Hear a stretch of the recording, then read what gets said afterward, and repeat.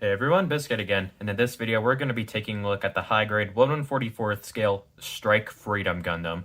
The Strike Freedom Gundam is from Gundam Seed Destiny, not to be confused with the Freedom Gundam, and is used by Kira Yamato. The model kit itself is very, very nice. I have almost nothing bad to say about this thing, other than a couple of color inaccuracies, and some aesthetic issues that are a little weird, but really couldn't be helped due to the design of the kit. I like it. It's a really fun kit. If you saw my review on the Perfect Strike Freedom Gundam a while back, then you basically know what you're getting into in terms of articulation for this thing, which is pretty good to say the least.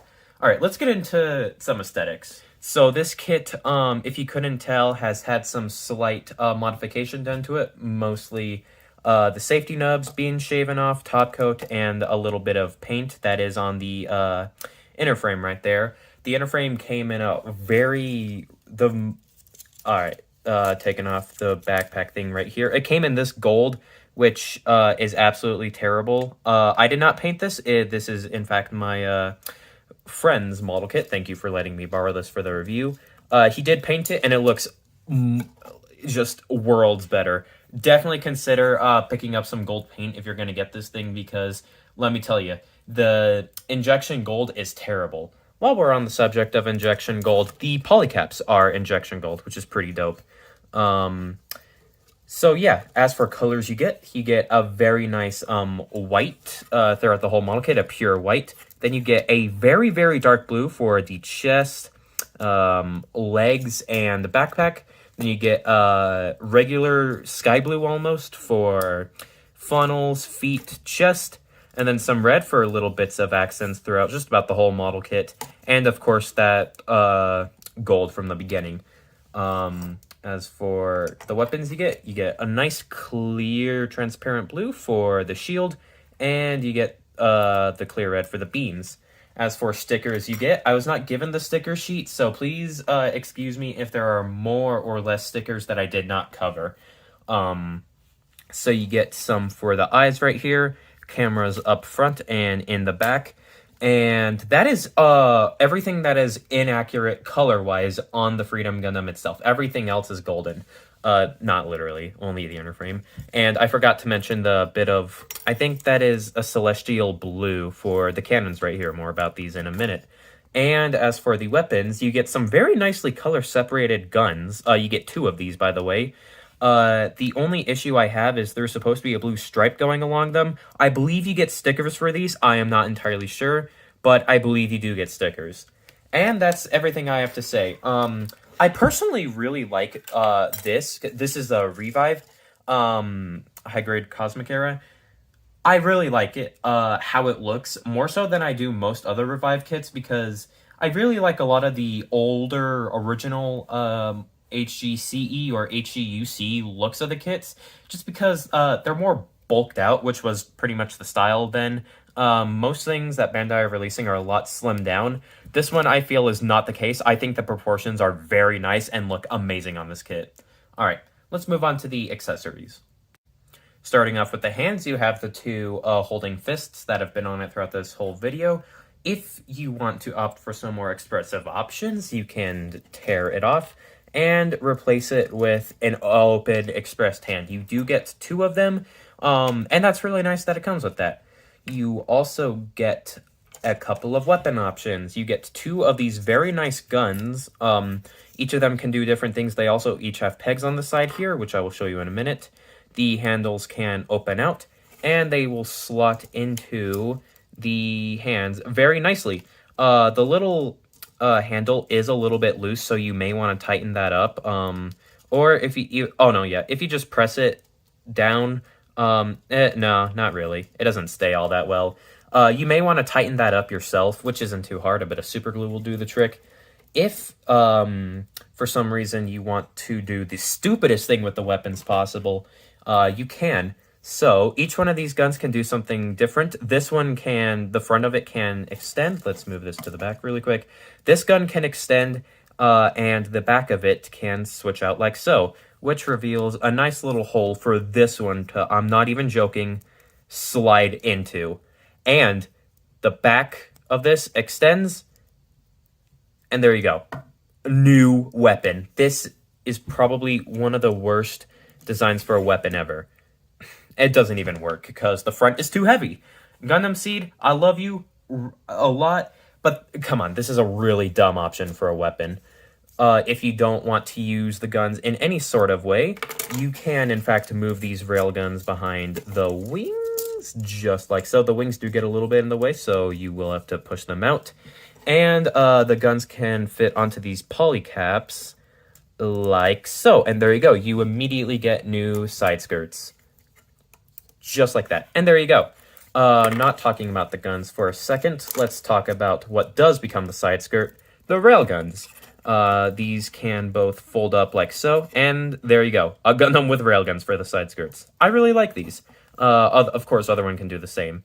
Now, the beam sabers are really cool. So if you watched the beginning, I would assume you did. You know that you obviously get some beam sabers with the clear beams. They both can go into the hands very nicely, just like so. And the beams attach in absolutely no issue. Let's see if I can get it to focus. There we go. Beams attach no issue, just like that. But what's cool about this is, if you may have noticed the little clip, they just... Oh, let's see if I can get it. Everything is tumbling down. Hey, there we go. So you get it like that, and then you take the other beam, and there you go. The Freedom Gundam may not have the strongest weapon combinations ever, but hey, that's actually kind of cool. And of course, to store them, like you saw before, of course, tear them apart, take out the beam. Pegs on the side of the side skirts allow you to pop them in just like that. Oops. All right. I will have to search for that. As for the last accessory you get, you need to pop off this little guard right here and pop the beam shield on just like so. It has two pegs that are a bit of an annoyance to get in, but there you go. And there... Oop, let's see if I can get it. Come on, come on. Yeah, basically like that. There you go. It looks really nice. Does get a little in the way though, and it doesn't hold in too well, so you may want to tighten that up. Overall accessories are really nice. Let's move on to the articulation. That is one of the biggest lies I have ever told. You keen-eyed viewers might have noticed, hey, you didn't talk about the Dragoons. Well, I am now. There you go. They are a little tight to get off, but there you go. If you watch my Perfect Strike Freedom review, you would know that there is no way to put these onto an action base, and they look a little plain, just kind of there. All of these can pull off, and yeah, now we're done, and we can move on to the articulation. And as always, we will be going about this from the head down. So the head is on a polycap, no, not a polycap, just a ball joint and a hinge. So you got a little bit of chicken movement, can look up decently far and down really far. The shoulders are on a polycap that can pull forward like so, back like so, and the arms can move up and off. They can move up on the ball joint all the way like that. You have a full swivel right here, a double jointed bend. That gets you a really deep and really nice bend, and hands are just on polycap ball joints. Now, the waist can crunch forward that far, so not a ton. Crunch backwards really far. And it will also rotate all the way around. I'm not doing it because... Oh, actually, it cannot. These parts are attached onto the bottom of the torso to prevent them from getting in the way of something. No, to allow them to move. So it does prevent it from swiveling all the way around until you get to the crotch right here. Of course, these can all move around. Beam sabers can move around like so. You have a ball jointed front skirt that can... It's molded together but can be separated. Same with the back skirt, which is pretty interesting. So, legs also, I forget to mention this in most of my reviews, but they have a joint here that allows them to rock forward and backwards. So legs all the way off, legs all the way, come on, there we go. Legs all the way forward that far, which is really nice, and all the way backwards. Let's see how far I can get it. That far. That's really nice. Of course, the leg will rotate almost all the way around, but because of that front bit right there, it will be blocked. There goes this part, don't worry. And you have a double jointed bend, which gets you a very nice deep bend. The legs also, there goes that. There we have some hidden thrusters that can pull in and out. And the toe can bend down and up. And it's just on a ball joint and a bit of a swinging motion. But because of the ankle guard, it doesn't exactly get you a ton. So, yeah, overall, articulation is really good. The only issue I have with the actual model kit is the stability of it is a little iffy. That part fell out completely of my own fault. These parts tend to fall out a little bit often, which is a little weird. The peg is fat and small, if you can see it right there. So it is a little prone to be falling out, but probably if you painted it up, it wouldn't be too much of an issue at all. Oh yeah, the wings can move back and forward, and they can also all spread out just like the Freedom Gundam does. And there you go. Backpack is super articulated and will not get in the way of the articulation at all. So yeah, articulation is really good. Let's move on to my final thoughts. So, final thoughts on the high-grade Strike Freedom Gundam. It's quite nice. Like I said before, for what is a revive, I sometimes feel the proportions are slimmed down compared to the original model, but not so with this kit. I actually really like it. The accessories are all nice. They do everything that the Strike Freedom Gundam does. And yeah, overall, this is a very nice kit. I highly recommend it to anyone looking to get one.